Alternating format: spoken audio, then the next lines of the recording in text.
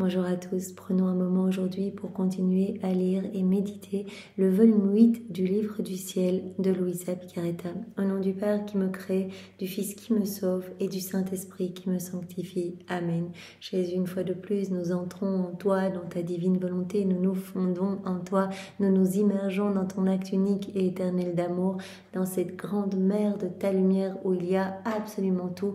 Nous nous gorgeons de toi, nous nous remplissons de toi, nous nous consumons en toi, adorable Jésus, nous perdons le rien, le néant que nous sommes, nous fusionnons nos volontés dans la tienne, nous te les donnons Seigneur, nous venons les déposer, les enchaîner au pied de ton trône avec la volonté de Maman Marie. Sers-toi de nos volontés, et bien comme marchepied, comme fondation pour établir ton royaume en nos cœurs. Seigneur, nous nous perdons en toi, nous nous jetons dans tes bras, nous nous abandonnons comme des tout petits. Nous voulons te dire à chaque instant, Seigneur, que ta volonté soit faite, ce que tu veux, je le veux moi aussi.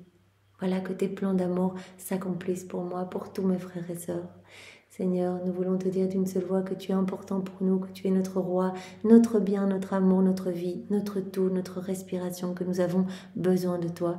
Nous voulons au nom de tous t'aimer, t'adorer, te louer, te bénir, te glorifier, t'honorer, te remercier, t'embrasser, te serrer, le tout avec ta volonté à toi, au nom de toutes les générations humaines, au nom de tous les hommes de tous les temps, en réparation pour tous les péchés, des hérétiques, des infidèles, des schismatiques, des sectaires, de tous ceux qui se débaptisent, de tous ceux qui n'ont pas ou plus foi en ta miséricorde, tous les nouveaux Judas, tous ceux qui saccagent tes églises, tous ceux qui commettent des actes sacrilèges, tous ceux qui te tournent le dos, tous ceux qui se moquent de ta maman, se moquent de toi, se moquent de ton amour, le bafouent. Oh Seigneur, tant d'offenses que nous entendons réparer par l'offrande de tout ce que nous sommes, de tout ce qui forme nos êtres, Seigneur.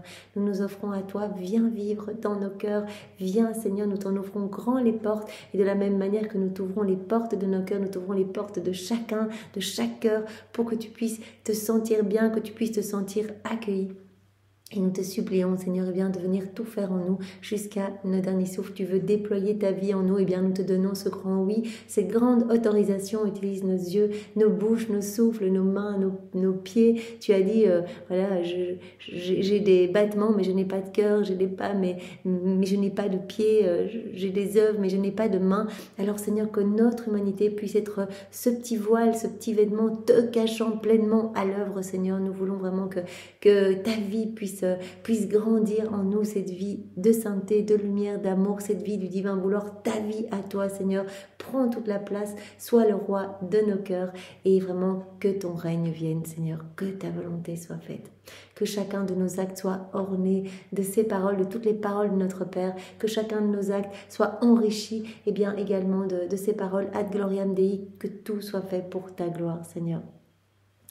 Alors Seigneur, vraiment maintenant, dispose chacun de nous pour que nous puissions accueillir ce que tu veux nous donner aujourd'hui. Chaque vérité est une vie divine, est une naissance que tu sors de ton sein paternel pour nous façonner, nous faire grandir à ta ressemblance dans cette sainteté divine que tu veux pour chacun de tes enfants, que nous ne passions pas à côté, que ce ne soit pas une écoute passive ou une méditation passive, mais que vraiment nous puissions nous laisser enflammer, en fait, que cela puisse opérer quelque chose en nous. À chaque fois que nous recevons une vérité, tu nous donnes la semence du bien contenue dans cette vérité, et au plus nous la mastiquons, au plus, eh bien, voilà, cela se forme en nous. C'est comme si nous arrosions, en fait, ces semences, et donc c'est magnifique, en fait. Tu nous donnes, tu nous transformes, tu nous façonnes, et nous nous en réjouissons, Seigneur. C'est pour cela que nous prenons ce temps énorme avant de commencer une nouvelle vérité, de remastiquer tout ce que nous avons vu les jours précédents, à force de nous répéter ces vérités, ce que tu nous as enseigné, Seigneur. Eh bien, nous savons bien que tu opères des merveilles en nous. C'est toi qui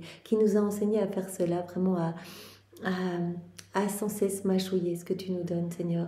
Et tu nous pousses, au plus nous allons nous plonger dans ces écrits du ciel, au plus nous allons être poussés à cette mise en pratique, parce que c'est tellement beau, toutes ces vérités, qu'on ne peut pas rester de marbre, et tu nous y attires comme des aimants, on y revient sans cesse, et vraiment tu nous mets l'eau à la bouche, et finalement on ne désire que cela, ce don de la vie dans la divine volonté, cette inséparabilité avec toi, Seigneur.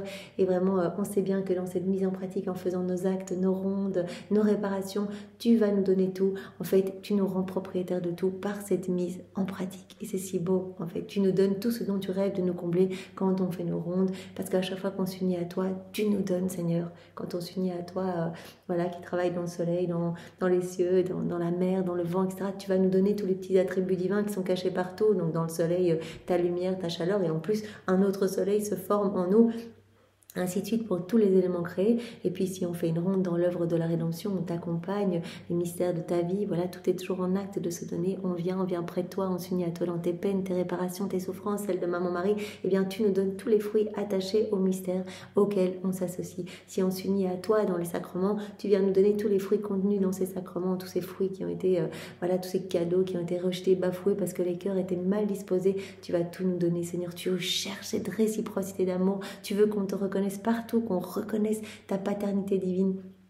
Alors Seigneur, nous sommes là, transforme-nous et que tes desseins d'amour s'accomplissent. Vraiment, c'est ce que nous te demandons, que nos vies puissent devenir des petites sources de réjouissance pour toi et que nous puissions reprendre cette place qu'avait Adam dans son état d'innocence, que nous puissions être ces enfants de lumière. Tu veux nous donner tes droits, Seigneur, que nous renoncions à nos droits pour acquérir tes droits divins et reprendre vraiment, avoir cette liberté des enfants de Dieu. Voilà, on n'a pas cette liberté quand on agit dans nos volontés propres, on est enchaîné vraiment à toutes nos mauvaises tendances, nos mauvaises passions, on n'arrive pas à s'en dépêtrer et on chute, on n'est pas protégé, on n'est pas en sécurité, les démons essaient de nous faire chuter à chaque instant.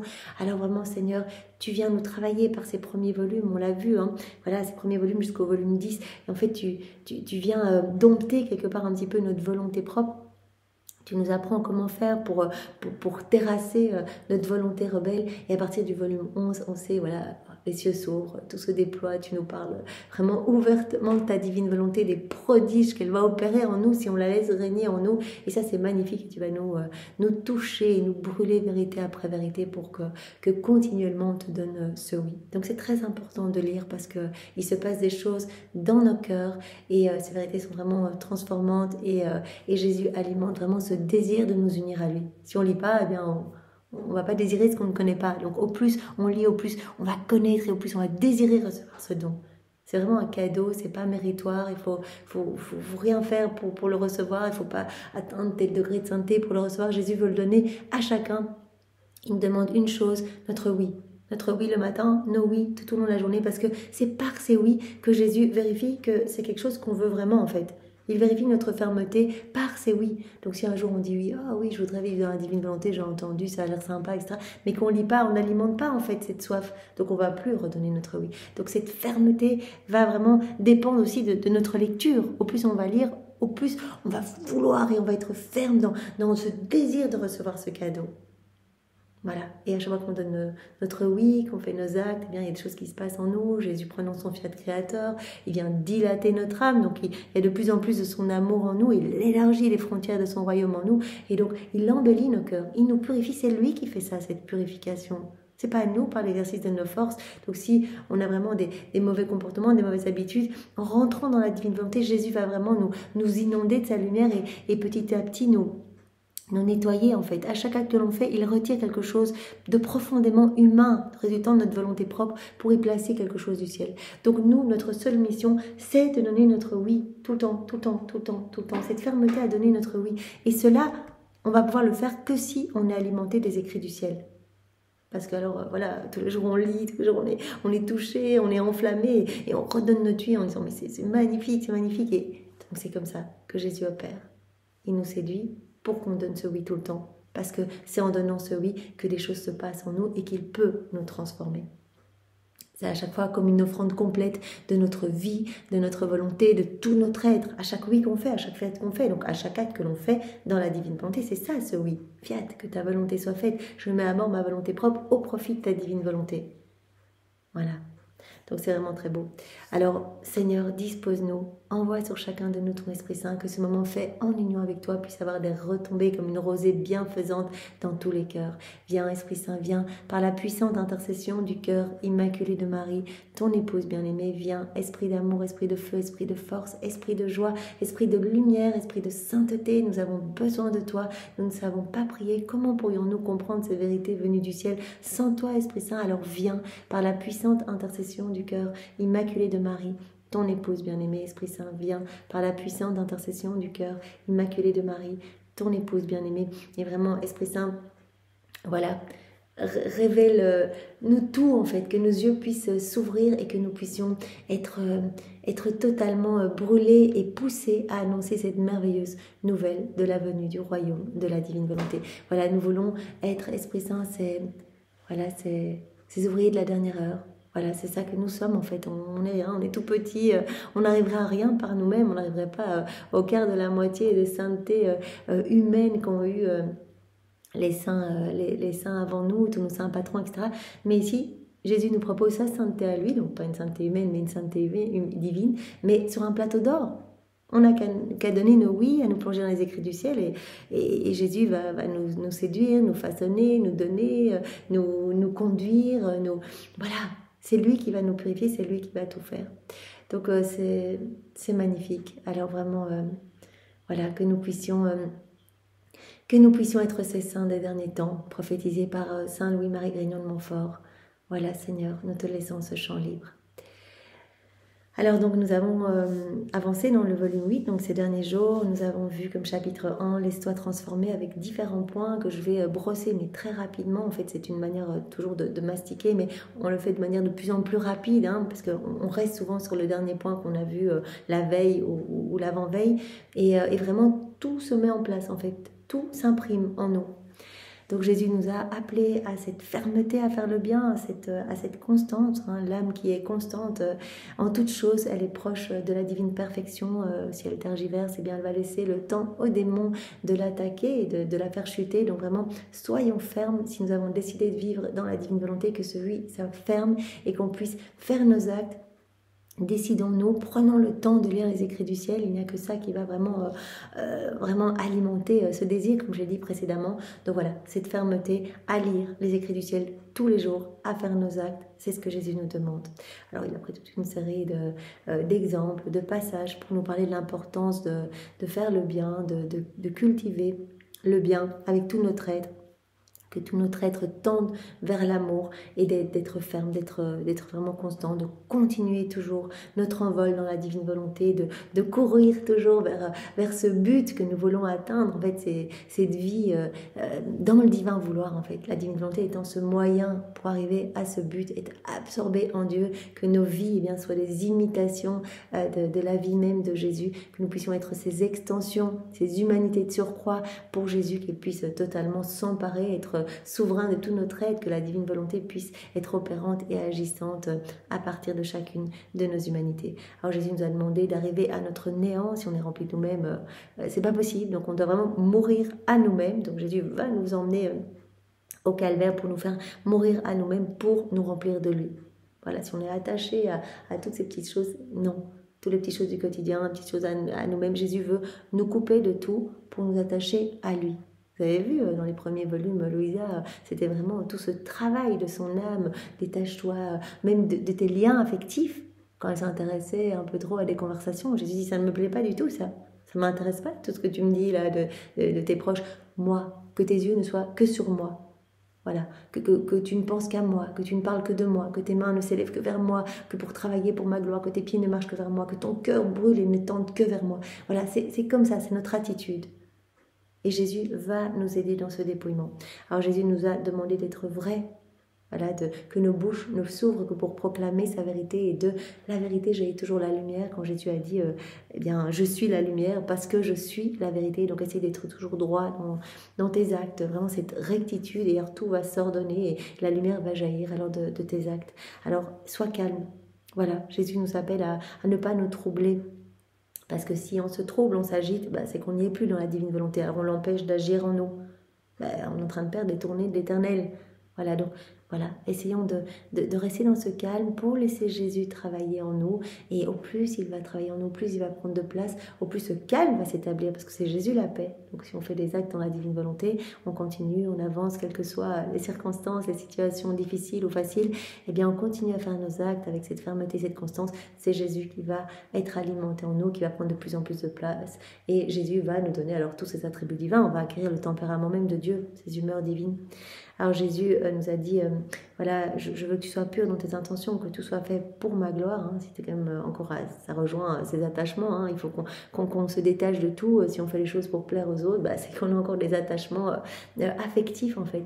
Voilà, on essaye pour notre gloriole, pour paraître ci ou ça, on a encore ces attachements. Jésus veut qu'on se coupe de tout c'est lui qui va opérer cette purification pour qu'on ne soit attaché qu'à lui. Il a un amour jaloux, il nous veut tout à lui. Alors Jésus nous a parlé une fois de plus de l'obéissance, l'importance d'obéir à sa divine volonté. L'obéissance, c'est la porte qui va nous permettre de rentrer et de prendre possession de Dieu. L'âme qui vit dans la divine volonté, elle prend possession de Dieu. Dieu va s'installer en nous. Jésus, son Père et l'Esprit Saint vont s'installer réellement dans notre cœur. C'est une présence réelle, c'est magnifique. Et donc c'est vraiment le tout qui se perd qui s'enclôt dans le néant et le néant qui se perd dans le tout. Donc l'obéissance c'est la porte aussi qui va permettre à Dieu d'entrer dans notre âme. Donc l'obéissance à sa très sainte volonté. Jésus nous a demandé d'être tout amour comme lui. Voilà, c'est lui l'amour agapé. Il veut qu'on devienne cet amour vrai en fait. Et Jésus dit l'amour vrai, il voit Dieu partout. Voilà, donc Jésus est en train de nous éduquer de manière pédagogique, qu'on prenne l'habitude de le voir partout, qu'on soit attentif en fait à sa présence, à la divine volonté, à l'œuvre partout, à l'intérieur de nous, à l'extérieur de nous, etc. Et qu'on puisse être vraiment dans ces retours d'amour. Alors fais de l'amour ta nourriture quotidienne, que ton amour soit stable, soit fort. Donc je veux que tu aimes vraiment et l'amour vrai est nourri par le sacrifice. Donc l'amour vrai ne se reconnaît qu'à travers le sacrifice. Et donc là, Jésus nous a dit le sacrifice. Ici, en l'occurrence, quand tu vas vivre dans ma volonté, c'est de renoncer à tout, en fait. C'est de te détacher de tout pour ne t'attacher qu'à moi. Chaque acte, c'est ça, en fait. Chaque acte, c'est une mort à nous-mêmes. Et on dit, Jésus, c'est toi qui vas faire en moi. Moi, j'ai envie de répondre telle ou telle chose, telle personne me contrarie, j'ai envie de me défendre, me justifier. Non, Seigneur, je mets à mort, toute ma volonté là qui a envie de réagir, ma volonté propre, et je la laisse se fondre dans ta divine volonté. Je veux qu'elle soit absorbée dans ta divine volonté. Je veux que ce soit ta divine volonté qui régisse tout en moi. Je te laisse à l'œuvre, Seigneur. C'est toi qui vas t'emparer de ma bouche pour parler, pour répondre, pour rester vraiment en silence à adorer ces dispositions divines. Tout ce qui nous arrive dans la divine volonté, c'est voulu par Dieu.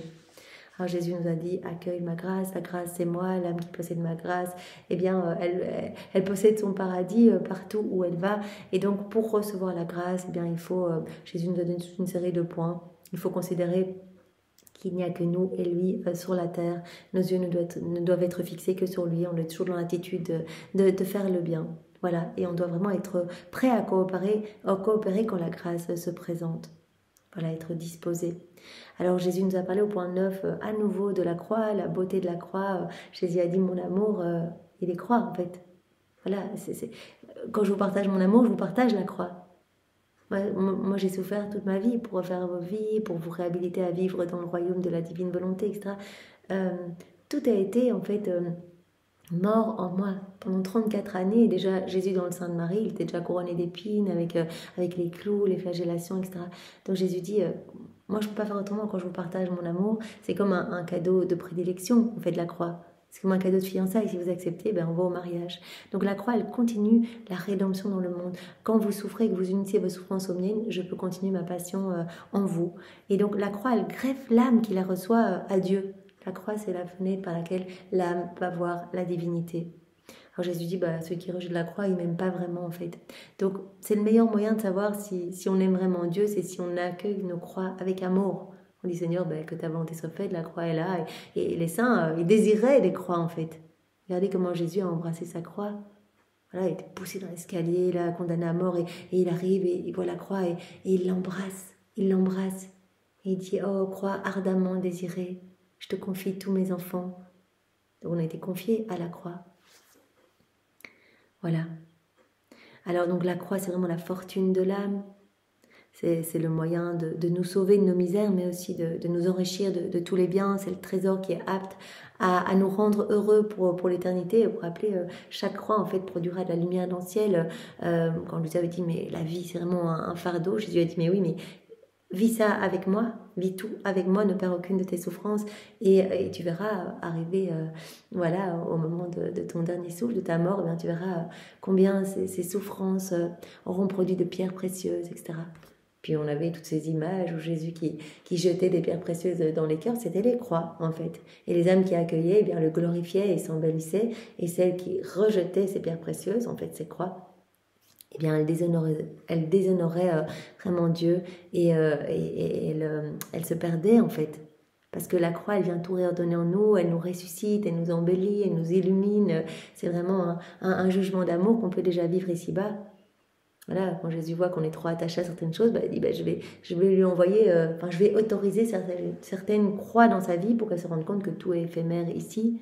Si on s'attache trop à nos liens affectifs, et bien peut-être on va vivre des persécutions, des calomnies, et ça va nous permettre de nous rendre compte que voilà, il est bon de s'attacher qu'à Jésus. Donc ça réordonne tout en fait. Voilà. Donc la croix, c'est le pain de la béatitude éternelle. Au plus on a de croix ici, au plus on aura de gloire dans le ciel, de béatitude dans le ciel. Et Jésus nous a bien dit, pour terminer ce point, qu'on ne devait pas poser de questions. En fait, il n'y avait pas de réponse à tous ces pourquoi. Ici-bas sur la terre, on comprendra dans le ciel. Donc vraiment, nous devons adorer en silence ce que Jésus a autorisé dans notre vie pour notre sanctification. Et tous ces pourquoi, ça vient vraiment de l'égoïsme en fait, nourri par notre immense amour propre. Voilà, et donc c'est pourquoi on est écrit en enfer. Le premier qui a prononcé ce mot pourquoi, c'est Satan, et tous les mots du monde sont marqués, donc les mots MAUX sont marqués par cette empreinte de pourquoi les guerres, pourquoi les châtiments, pourquoi est-ce qu'il existe vraiment un bon Dieu, etc. Jésus dit pose pas de questions, accueille. Voilà, moi j'autorise des choses pour vous sauver, pour vous rendre plus beau, pour vous sanctifier. Et Jésus nous en parle tout le temps. Quand on parle des châtiments, quand il y a un chapitre entier sur les châtiments, Jésus dit l'homme est si mauvais, je dois pouvoir exercer ma justice. C'est la seule façon, le seul moyen que j'ai trouvé pour que l'homme revienne à moi. Voilà, les châtiments ou les petites mortifications. Voilà, en fait, Jésus nous embellit à travers ces petites mortifications. Donc, accueille toujours toutes tes croix, toutes tes souffrances avec amour, avec humilité, avec résignation. Et puis, on a vu ce point 10, viens vivre dans ma volonté. Donc, on a vu différents points les 2 derniers jours. L'âme qui vit totalement abandonnée dans ma divine volonté, elle va prendre possession de moi. Elle prend possession de Dieu. Donc, acte après acte, Jésus a dit, l'acte de se fondre en moi, d'entrer dans ma volonté, c'est l'acte le plus beau, le plus grand, le plus solennel, celui qui me plaît le plus. L'acte le plus solennel et l'acte le plus noble, vous imaginez, se fondre en Dieu. Voilà, maintenant, ce qu'on vient de faire, c'est l'acte le plus grand qui soit. Celui qui plaît le plus à Dieu, qui donne le plus de gloire à Dieu. On est en train de lui donner un amour parfait, une gloire parfaite, une adoration parfaite, parce qu'on donne à la Trinité, en fait, Jésus. C'est une vie divine qu'on donne. Toute la vie de Jésus, tous ses attributs divins, etc. On est en train de tout donner à la Trinité par ce moment, par exemple, que nous prenons. Mais ça peut être aussi, si je me brosse les dents, si je marche, je me balade, je parle, je fais ma vaisselle, enfin tout, en fait, tous nos actes du quotidien. Donc Jésus nous a dit, voilà, l'âme qui s'abandonne, qui fait ses actes dans la divine volonté, en fait, elle va détruire en elle son être propre et elle va prendre possession de l'être divin. Petit à petit, il y a cette purification qui s'opère et Dieu s'installe, acte après acte. Et bien, on alimente cette vie de Jésus en nous, cette vie divine en nous qui grandit. Donc, chaque petite vie divine, chaque acte est une vie divine, une hostie, Jésus. Et on alimente cette grande vie divine en nous.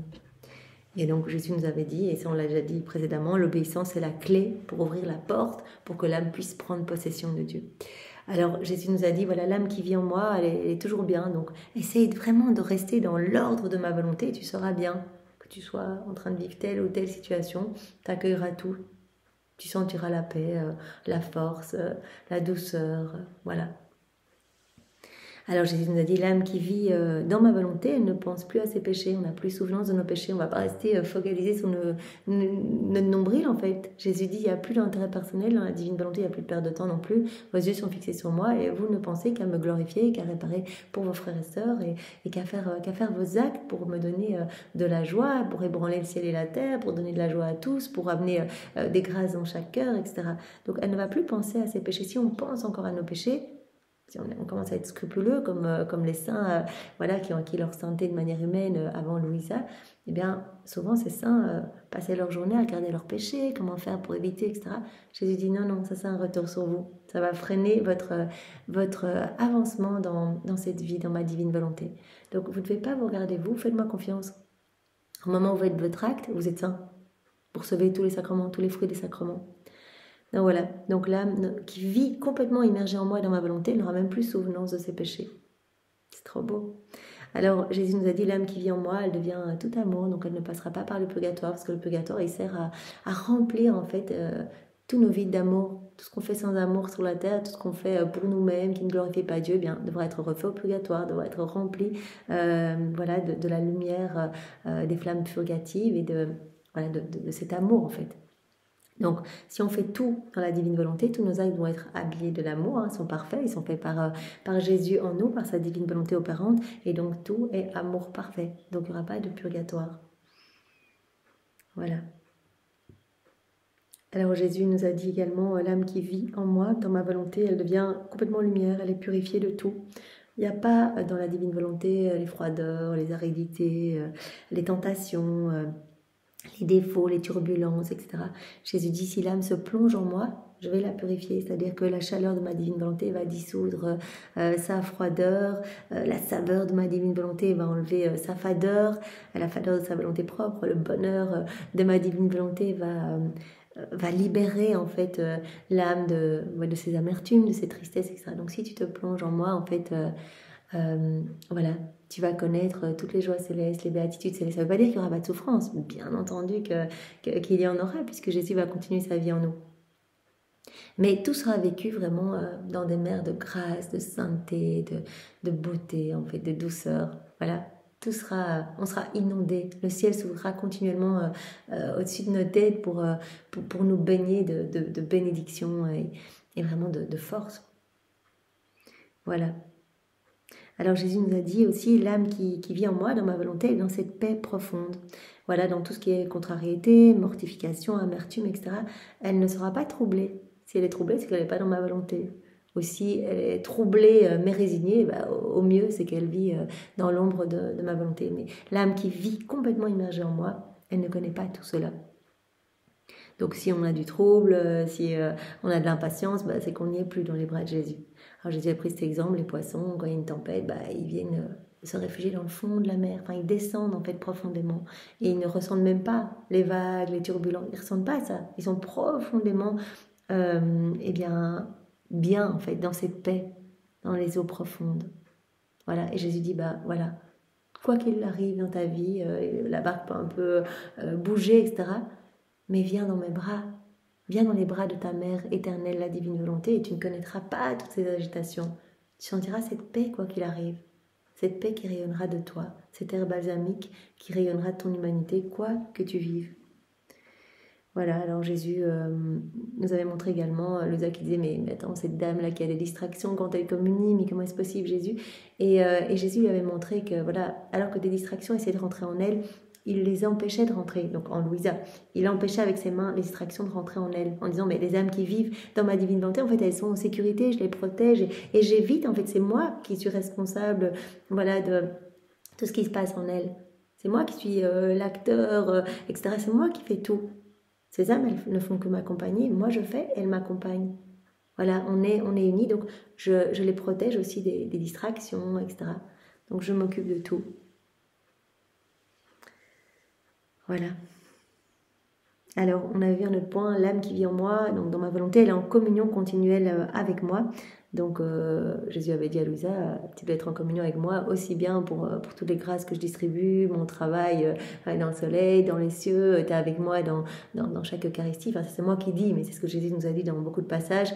Donc, tu dois aussi être avec moi quand j'exerce ma justice. Si je veux exercer ma justice, tu dois dire ce que tu veux, je le veux aussi. Tu dois être avec moi, on n'a qu'une seule volonté, donc ce que je veux, tu le veux, et ce que tu veux, je le veux aussi. Voilà, donc elle est en communion avec moi continuellement, cette âme qui vit en moi. Voilà, alors Jésus avait pris aussi cet exemple en disant, regardez, ma maman, elle est sortie au moment de ma passion, donc j'ai croisé son regard au sortir du palais de Caïphe, et puis tout au long du chemin du calvaire, elle était là en fait. Elle est venue pour être à ma rencontre, pour me consoler, jouer son office maternel de maman, même si elle ne pouvait pas me toucher. Eh bien, à chaque fois que vous faites un acte, c'est une rencontre, en fait, que vous faites avec moi. Vous venez vraiment jouer votre office d'âme maman, en fait. Vous venez m'abreuver, me consoler, me nourrir, réparer pour tous ceux qui ne m'aiment pas, etc. Et donc, au plus vous faites ces actes, au plus je vous aime. En fait, vous m'aimez d'un amour parfait, vous me donnez à moi-même, et donc il y a ce déversement d'amour spécial sur vous, à chaque fois que vous faites des actes. Donc, notre amour, notre intimité grandit à chaque fois. Voilà, alors Jésus avait dit, Tu sais, quand Louisa se plaignait parce qu'elle ne pouvait pas le recevoir dans la Sainte Eucharistie, je lui avais dit, mais c'est tout le temps, dans la divine volonté, tu pourrais rester la bouche ouverte tout le temps. À chaque seconde, à chaque respiration, c'est une communion. Alors que quand une âme me reçoit, eh bien, je reste 15 minutes, là, le temps de la consommation des espèces, et puis je m'en vais. Souvent, voilà, je reste, et puis je m'en vais. Eh bien, une âme qui vit dans la divine volonté, je suis là tout le temps. C'est une communion continuelle. Continuelle. Ces clignements d'yeux, ces battements de cœur, ces mouvements, c'est pas tout est hostie en fait. Il y a 10 hosties dans le ciboire, et bien 10 actes, c'est la même chose. 10 Jésus. Et donc voilà. C'est pour cela que Jésus aime tellement les âmes qui vivent dans la divine volonté, qui vont le recevoir en fait, parce qu'on lui offre.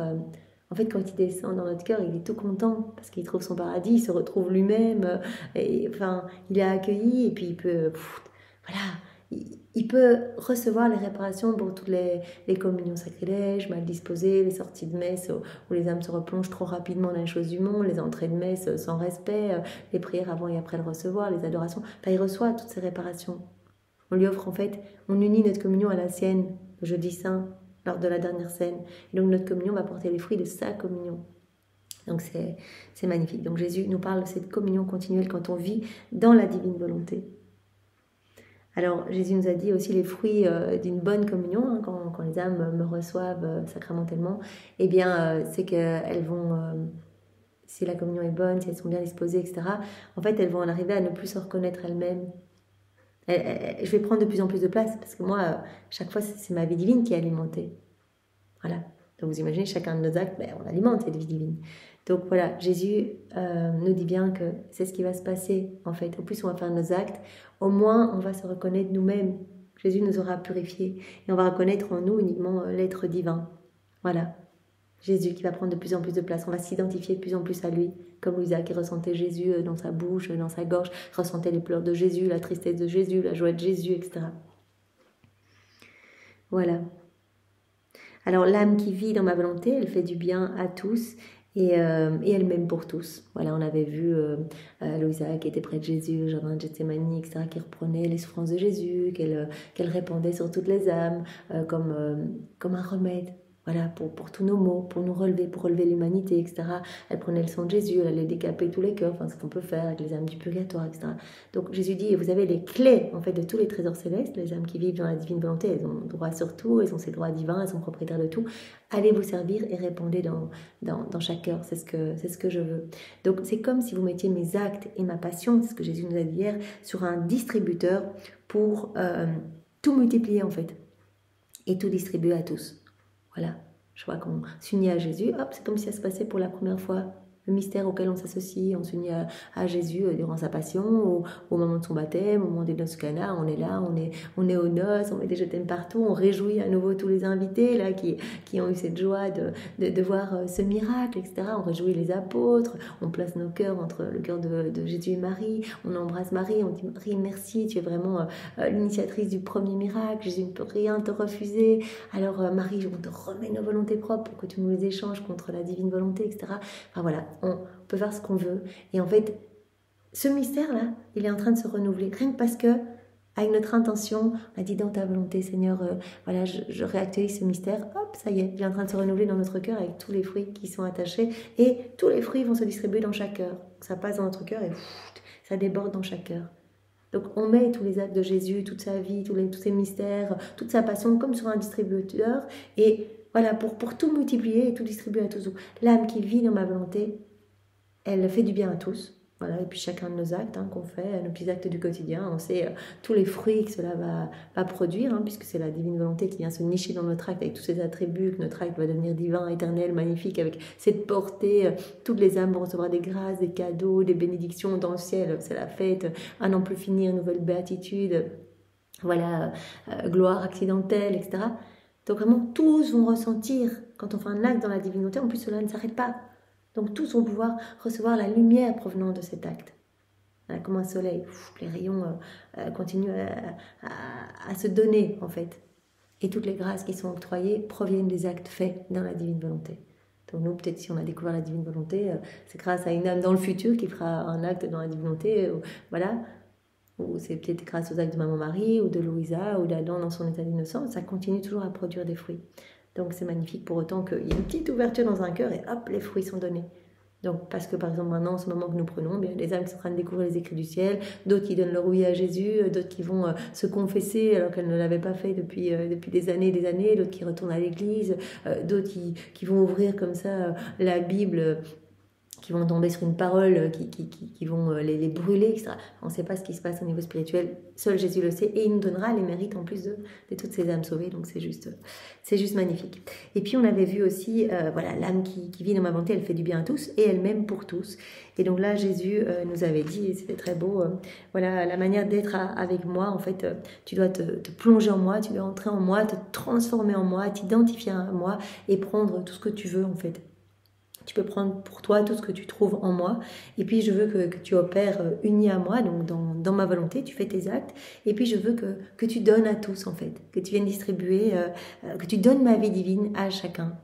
Voilà, tu viens te servir des trésors célestes, tu viens prendre mes paroles, les paroles de mon père, les larmes de ma maman, etc. Tu peux faire ce que tu veux et tu vas distribuer à tous. Et puis, je veux que tu reviennes immédiatement. Donc, c'était vraiment les différentes étapes que Jésus nous avait demandé pour être vraiment avec lui et lui faire plaisir.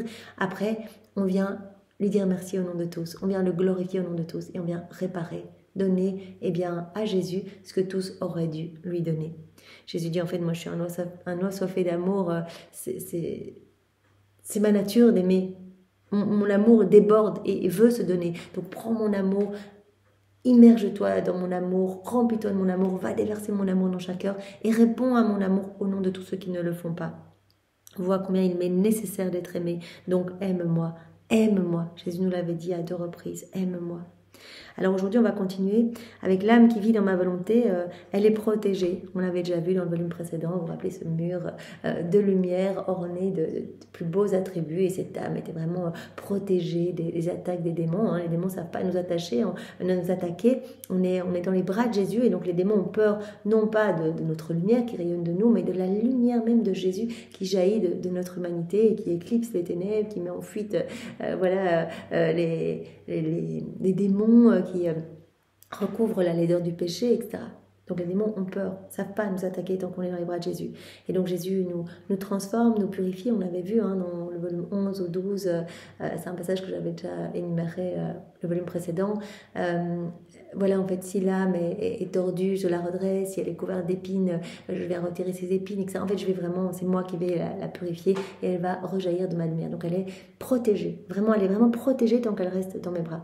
Mais Jésus avait dit à Louisa, attends seulement quitter mes bras et tu verras le nombre de démons qui vont s'attaquer à toi. Donc restons dans les bras de Jésus et nous serons protégés.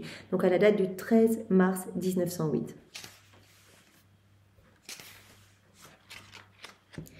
J'étais dans mon état habituel quand un démon faisant des choses étranges se montra.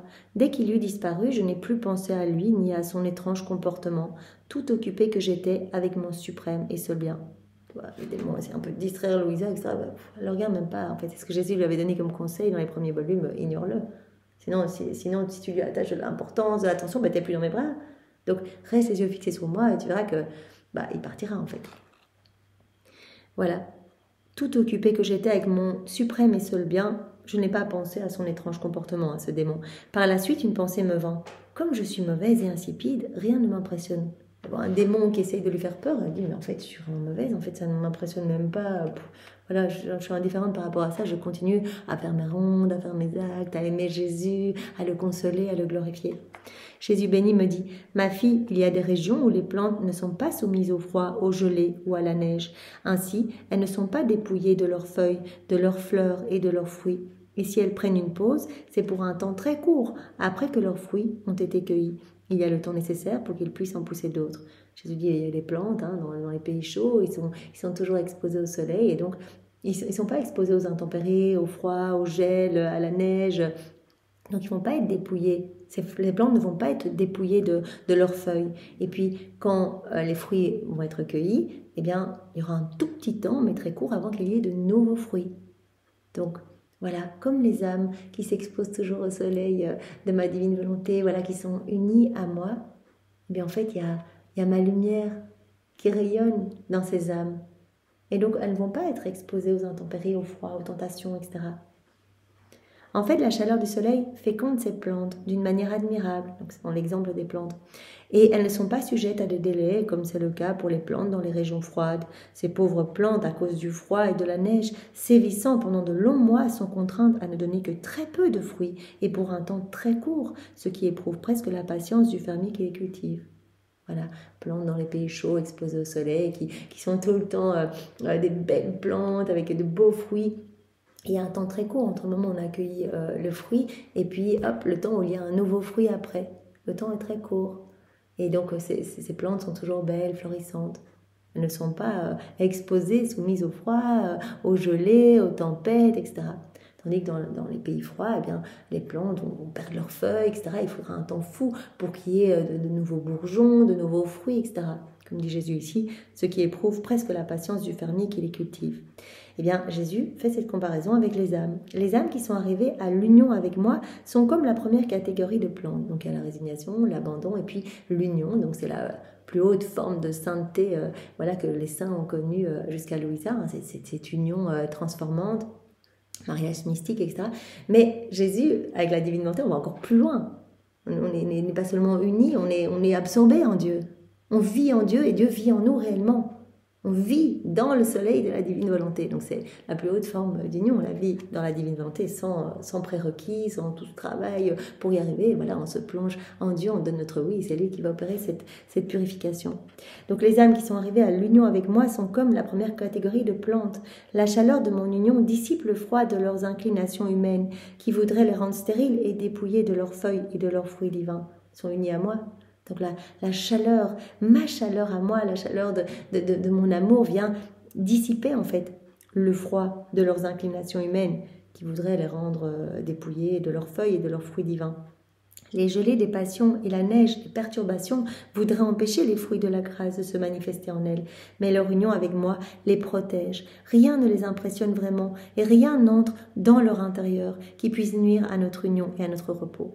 Voilà, rien qui peut perturber cette union. Ces âmes sont unies à moi et elles sont, voilà, elles portent de beaux fruits pour ma gloire continuellement. Rien ne peut les perturber, rien ne les impressionne vraiment. Elles gardent les yeux fixés sur moi.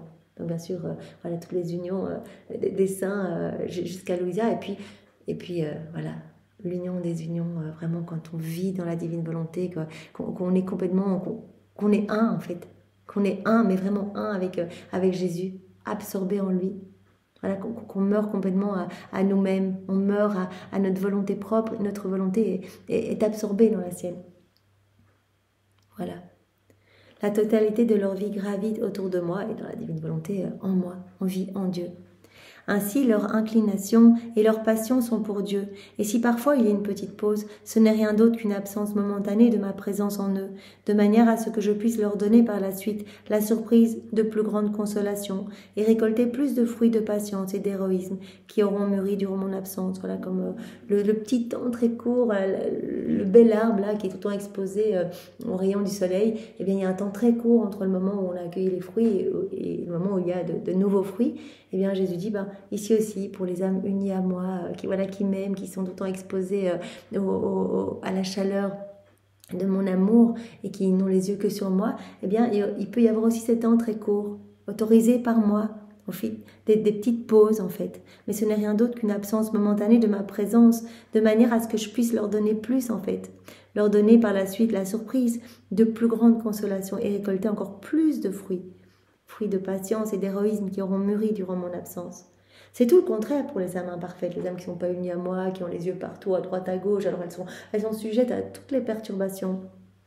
C'est tout le contraire pour les âmes imparfaites. Elles ressemblent à des plantes des régions froides, sensibles à toutes les perturbations. Leur vie est basée davantage sur les impressions que sur la raison et les vertus. Les inclinations, les passions, les tentations, les troubles et tous les événements de la vie sont pour elles comme le froid, la neige, les gelées et la grêle, qui gênent leur développement de mon union avec elle. Voilà, les âmes qui n'ont pas les yeux fixés sur moi, eh bien, elles vont avoir les yeux fixés sur tout le reste autour d'elles et elles vont être perturbées partout, elles vont être impressionnées partout, elles vont se laisser agiter par le premier coup de vent, par la première situation difficile. Tout, les tentations, les troubles, les événements de la vie vont être pour ces âmes imparfaites, comme du froid, de la neige, des gelées, de la grêle, qui vont gêner ce développement de cette union avec moi. Et quand il semble qu'elles ont eu une belle floraison, il suffit d'un revers, de quelque chose qui les indispose, pour que cette belle floraison se flétrisse et tombe sur le sol. Ainsi, elles sont toujours au début, elles produisent très peu de fruits et mettent à l'épreuve ma patience pendant que je les cultive. Très peu de fruits. Voilà, elles agissent seules en fait. Donc elles vont être perturbées partout, voilà. Tandis que toutes les âmes qui vont vraiment être totalement unies jusqu'à cette union dans ma divine volonté, vivre dans ma divine volonté, eh bien ces âmes en fait ne garderont les yeux que sur moi, donc rien ne les perturbera. Elles produiront beaucoup de fruits, rien ne viendra gêner cette croissance en fait. Voilà, c'est cette union toujours plus forte. À chaque fois qu'on fait des actes dans la divine volonté, on grandit en intimité. Cette intimité est plus intense avec Jésus. On l'aime davantage. C'est cette vie d'amour qui grandit en nous. Et Jésus, alors, voilà, déverse, comme on l'a vu, ce déversement d'amour spécial. Et donc, il nous aime davantage aussi. Donc voilà, Jésus dit, l'âme qui vit en moi, dans ma volonté, eh bien, elle est en sécurité, en fait, dans mes bras. Ce ne sera pas comme Louisa ici, elle n'est pas troublée, si les petits démons essayent de la rendre distraite, etc. Non, elle ne regarde même pas, elle garde les yeux sur Jésus. Voilà. La chaleur de l'union à Jésus féconde l'âme en neutralisant les intempéries des inclinations humaines. Alors, point 10, l'âme qui vit dans ma volonté est libérée de ses passions et victorieuse sur les démons. Alors dans ce passage, Jésus va nous dire que c'est assez facile de lutter contre une tentation. Si on n'a pas de mauvaises inclinations en nous, ben voilà, il suffit d'ignorer un peu les démons et voilà. Mais si on a tout ça qui est ancré en nous, mauvaise passion, etc. en nous, voilà, les démons vont pouvoir nous attaquer avec plus de force en fait. Ça va être plus difficile de lutter si c'est vraiment ancré en nous. Et c'est pour ça que Jésus dit, dans la divine volonté, c'est moi qui vais venir purifier en fait vos mauvaises tendances, vos mauvaises passions. Ça va disparaître en vous. Il n'y a plus la place pour vous, pour cela en vous. Ce que vous aviez l'habitude de faire, des mauvaises choses, ça va disparaître. Si vous vous immergez dans ma volonté, que vous faites vos actes, que vous lisez, que vous vous laissez transformer. Donc c'est pour cela que j'ai intitulé ce titre. L'âme qui vit en moi, elle est libérée de ses passions. Donc je viens la libérer de toutes ses passions, je viens la purifier. Et donc elle est victorieuse sur les démons. Voilà, à la date du 25 mars 1908.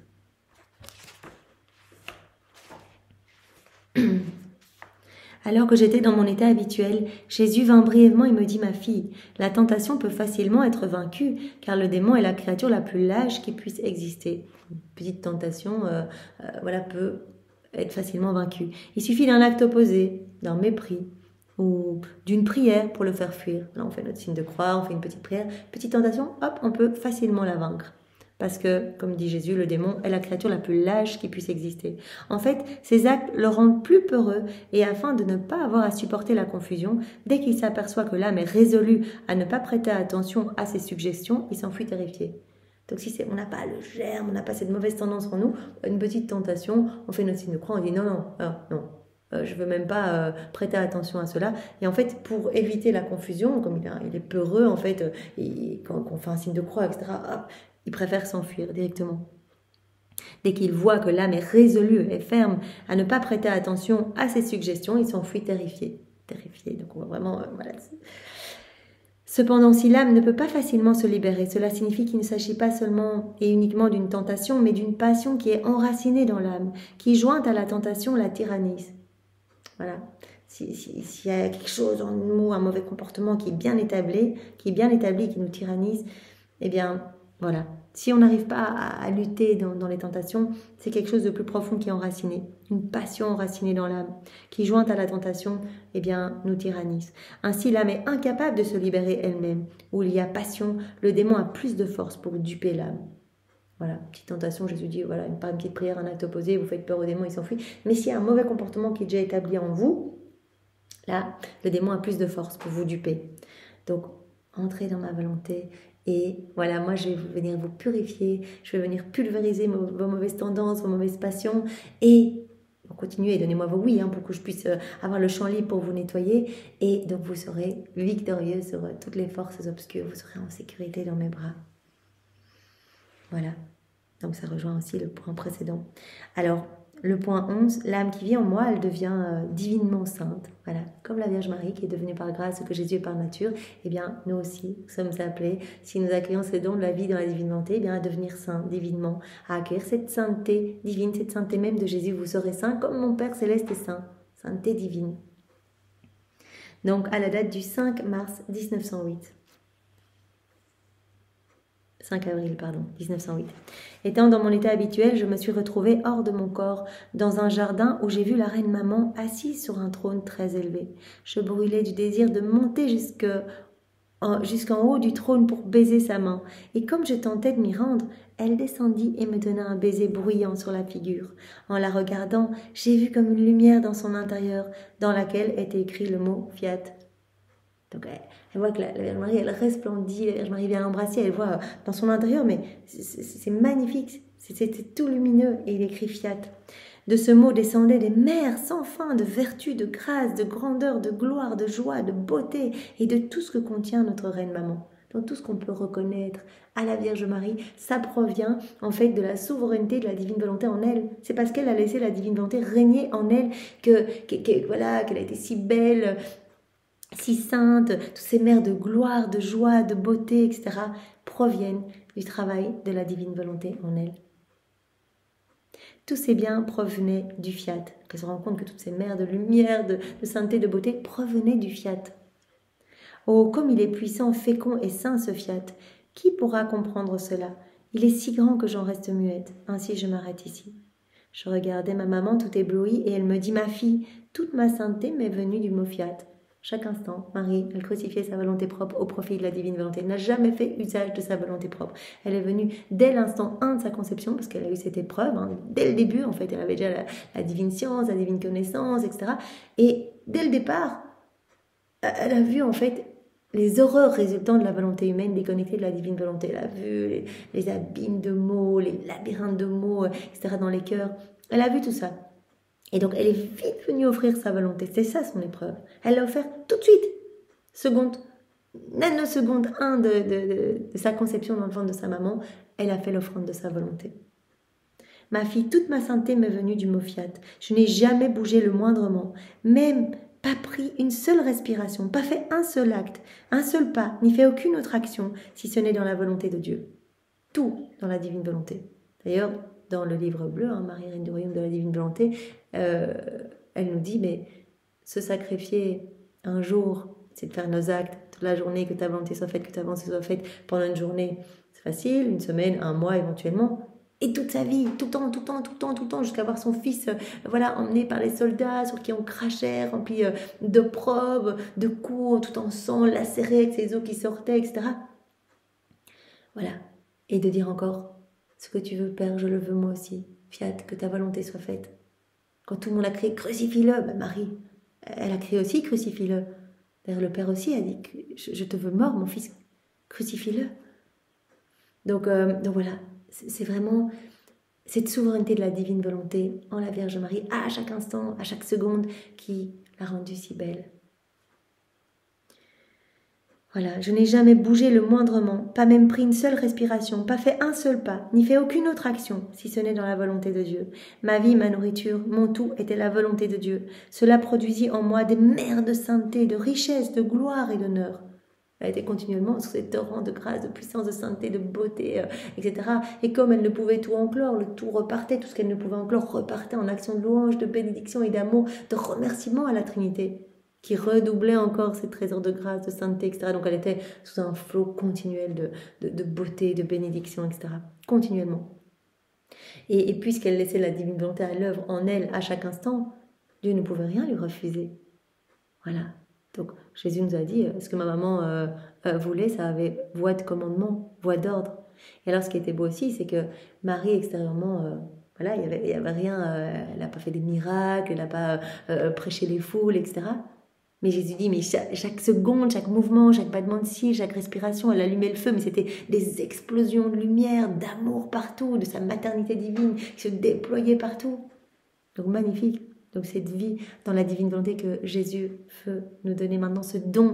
Voilà, c'est le moment, c'était pas le temps avant, donc on est vraiment super chanceux d'être nés à cette époque. Jésus nous propose de nous donner ce don pour nous rendre beaux, pour nous rendre saints de sa sainteté, nous donner par grâce ce que lui est par nature, comme pour maman Marie. Marie, elle veut nous partager son héritage, elle veut qu'on connaisse tout ce qu'elle a connu, etc. Elle veut qu'on soit d'autres âmes reines avec elle. Elle veut déverser en nous sa maternité divine, qu'on puisse s'occuper de Jésus continuellement, et lui s'occupera de notre vie. Voilà. Mon tout était la volonté de Dieu. Voilà. Ma vie, ma nourriture, mon tout était la volonté de Dieu. Cela produisit en moi des mers de sainteté, de richesse, de gloire et d'honneur. Tout était divin en moi, non pas humain.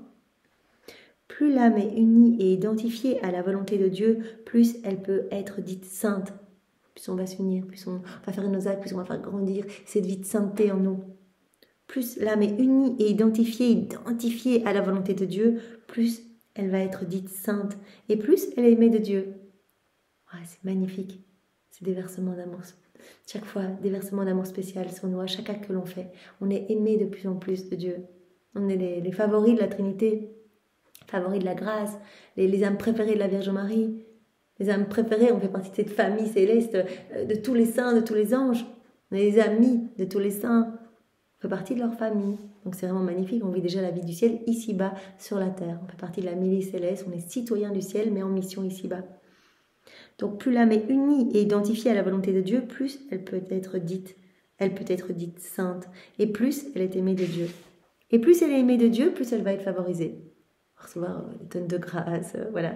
Et Jésus nous donne en plus les mérites de tous les actes que l'on fait, qu'il vient faire en nous, que sa divine volonté, voilà, toutes les âmes qui sont sauvées, etc., par les actes voilà, que l'on fait unis à Jésus dans sa divine volonté, et bien Jésus nous donnera tous ses mérites. Donc plus l'âme s'unit à moi et identifiée à moi, plus elle va être sainte, plus je vais grandir en elle, et elle va tout recevoir, elle va être sous ces torrents de cadeaux, mais continuellement. Plus elle va être aimée de Dieu, plus elle va être favorisée. Parce que la vie de l'âme n'est rien d'autre que le produit de la volonté de Dieu. Comment Dieu pourrait-il ne pas aimer cette âme, puisqu'elle est sa propre chose? Par conséquent, on ne doit pas se préoccuper de savoir si on fait beaucoup ou peu, mais plutôt si cela est voulu de Dieu ou pas. Peu importe, en fait, si nos actes sont petits, grands, voilà, je pense crayon dans la divine volonté, l'acte est parfait, il est complet, je donne Jésus à la Trinité, je donne une vie divine. C'est une vie divine qui produit des merveilles partout dans chaque cœur, etc. Mais si j'avais fait tout un rosaire pendant 2 heures dans la divine volonté, même chose. Acte complet, parfait, prière parfaite. Je donnerais, si je fais ça, je donne une adoration complète à Dieu, et parfaite, une gloire parfaite à Dieu. Je répare pour tous mes frères et sœurs qui ne prient pas, etc. Donc, un acte qui soit grand ou petit, qu'il soit spirituel ou naturel, il est parfait s'il est fait dans la divine volonté. On ne doit pas se préoccuper de savoir si on fait beaucoup ou peu, mais plutôt si cela est voulu de Dieu ou pas. En fait, le Seigneur regarde plus les petites choses si elles sont faites dans sa volonté que les grandes choses qui sont faites hors de sa volonté. Voilà, donc ce qui est important, c'est de tout faire uni à Jésus dans sa divine volonté. Ça, c'est magnifique. Alors, point 12, l'âme qui vit dans ma volonté, elle est comme nivelée. Donc la divine volonté va nous purifier complètement. C'est ce que Jésus nous dit depuis le début de cet enseignement. La divine volonté, elle va tout adoucir. Alors, c'est le passage du 22 juin 1908.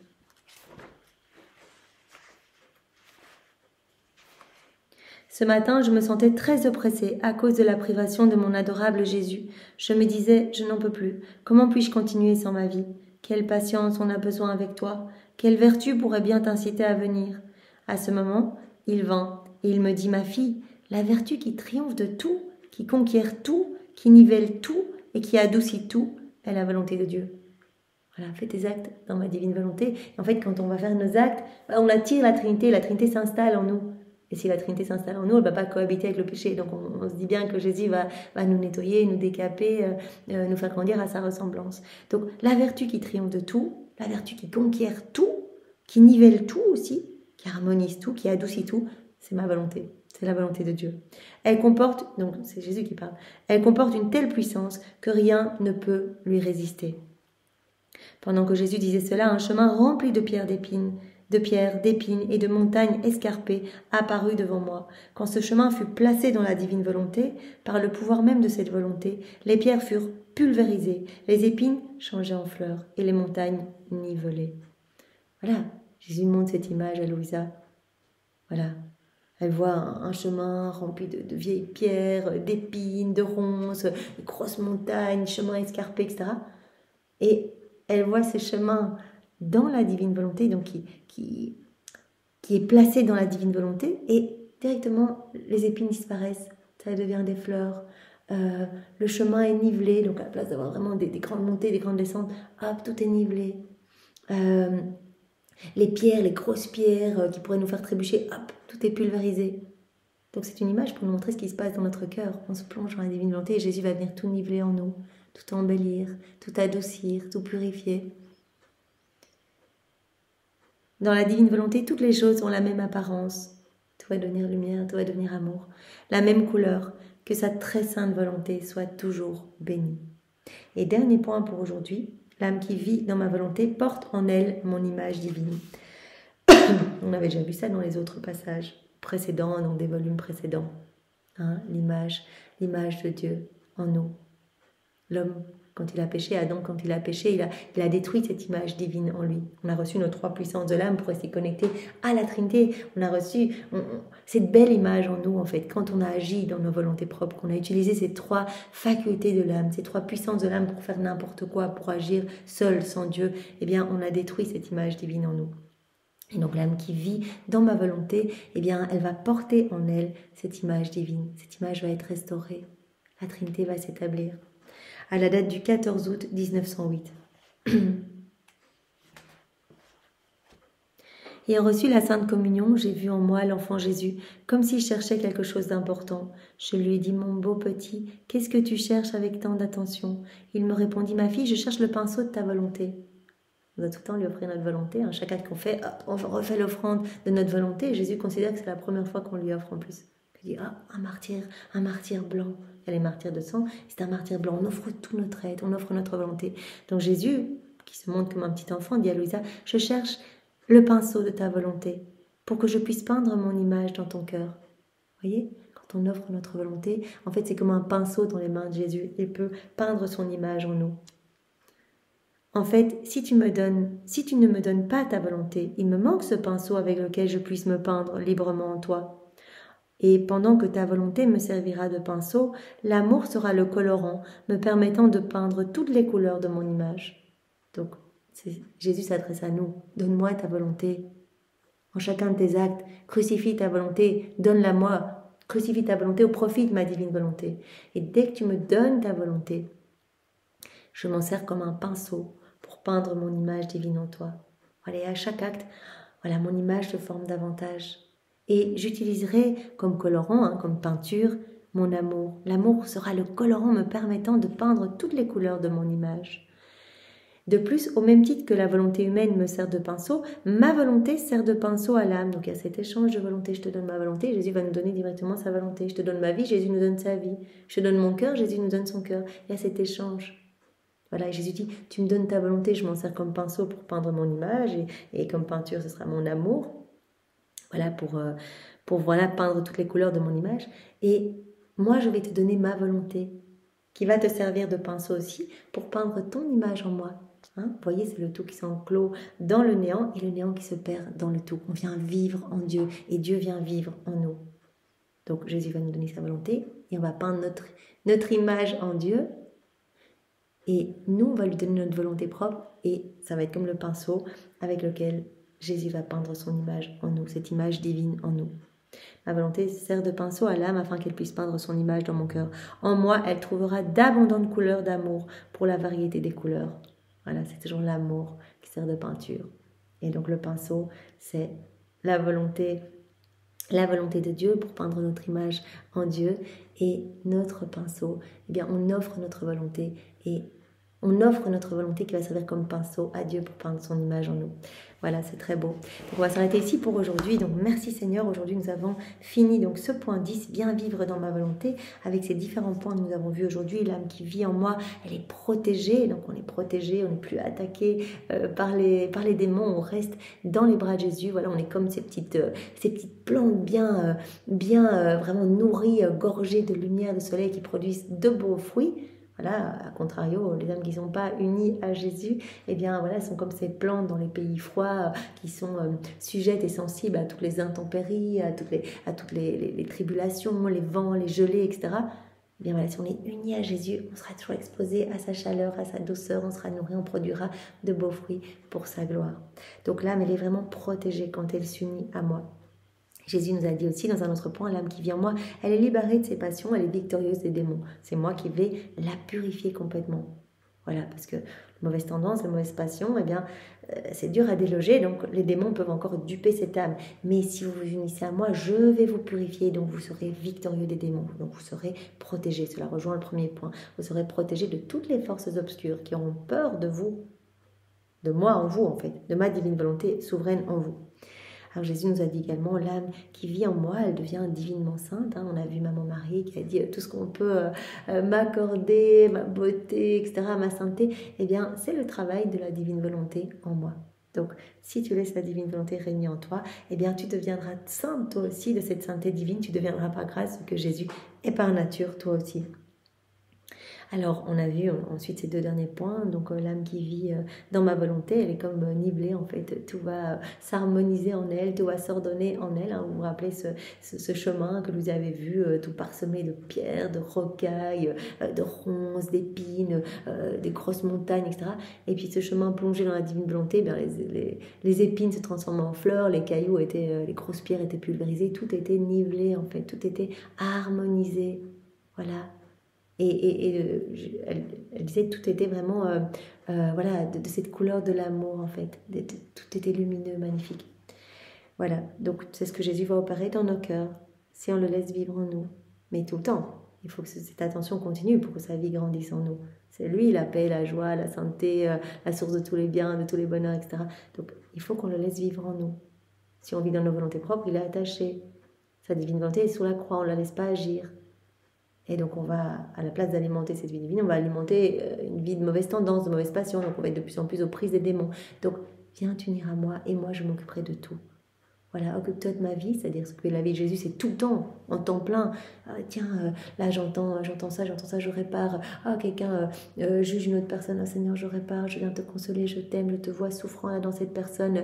J'entends parler de toutes ces guerres, etc. Oh Seigneur, mais comme tu dois être triste, tes enfants qui se déchirent, etc., qui sont dans ta justice permissive, qui n'ont pas de lumière, etc. Et voilà Seigneur, je te console et je t'aime, je te donne tout l'amour de Maman Marie, l'amour de ton Père, l'amour de l'Esprit Saint, ton amour, etc.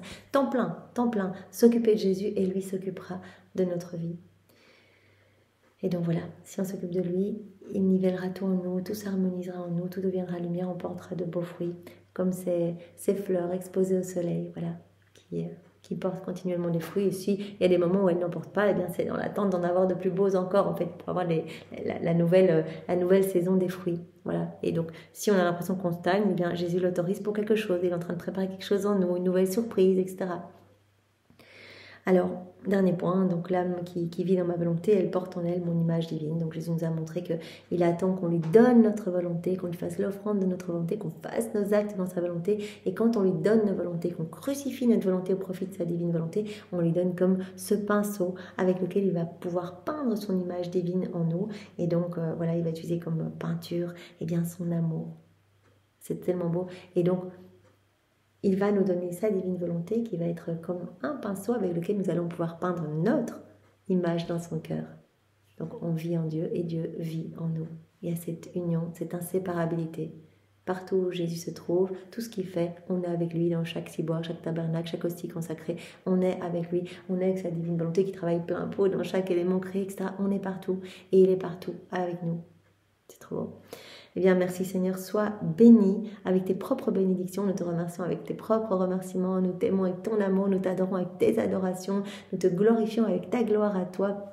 Nous te recouvrons de tous les baisers de Maman Marie, de tous les actes d'amour, de tous les saints de tous les temps refaits dans ta divine volonté. Nous te recouvrons de tous les actes accomplis dans ta volonté par Adam dans son état d'innocence, par Maman Marie, donc tous ces actes, par Louisa, par les âmes à la suite de Louisa, on te recouvre de l'amour trinitaire, de ton amour manifesté partout dans l'œuvre de la rédemption, dans l'œuvre de la création, dans chaque sacrement, on t'offre tous tes attributs divins et on le fait continuellement, ce paquet d'amour, on te l'offre à chacune de nos respirations, à chacun de nos mouvements, à chacun de nos pas. Vous voyez, l'intention devient acte directement. Jésus est en train de recevoir ces flots d'amour continuellement, il les recevra continuellement jusqu'à notre dernier souffle.